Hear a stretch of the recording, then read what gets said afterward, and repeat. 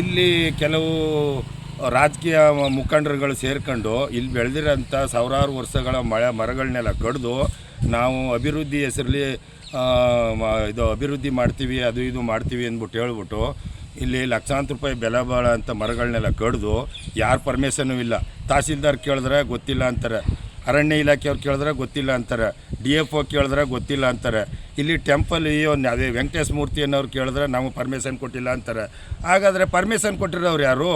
ಯಾರನ್ನೋ ಹೊರ್ಗಡೆಯವ್ರನ್ನ ಯಾರೋ ಪಕ್ಕದ ತಾಲೂಕು ಮಾಡ್ತಾ ಮುಸ್ಲಿಮ್ಸ್ ಜನಾಂಗ ಕರ್ಕೊಂಬಂದು 2-3 ತಾಟ್ರಲ್ಲಿ ಕಡಿದು ಮರನೆಲ್ಲ ಏನು ಮಾಡವ್ರೆ, ಸಾಗಿಸ್ಕೊಂಡು ಏನು ಮಾಡವ್ರೆ ಅಂತಂದರೆ ಒಯ್ತಾ ಇರಬೇಕಾದ್ರೆ ನಾನೊಂದು ತಾಲೂಕು ಆಫೀಸಿಂದ ಆ ಕಡೆಯಿಂದ ಬರಬೇಕಾದ್ರೆ ಮರಗಳು ಒಯ್ತಾ ಇರೋದನ್ನ ನಾನು ನೋಡ್ಬಿಟ್ಟು ಏನಾಗೋದು ಅಂತ ಫಾರೆಸ್ಟ್ ಇಲಾಖೆ ಮುಂದ್ಗಡೆ ಹೋದರೆ ಗೊತ್ತಾಗುತ್ತೆ ಅನ್ನೋ ಸುದ್ದಿ ಕೇಳಿ ಫಾರೆಸ್ಟ್ ಇಲಾಖೆ ಹಿಂದ್ಗಡೆ ಹೋಗಿ ಹಂಗೆ JSS ಚೌಟ್ರಿಗೆ ಹೋಗಿ ಇದೇನಾಗದ ಗರ್ಗೇಶ್ವರಿ ಅನ್ನೋ ಒಂದು ಮಿಲ್ ಐತೆ, ಆ ಮಿಲ್ ಒಳಗೆ ತಗೊಂಡೋಗಿ ಎಲ್ಲ ಸ್ಟಾಕ್ ಇಟ್ಕೊಂಡವ್ರೆ.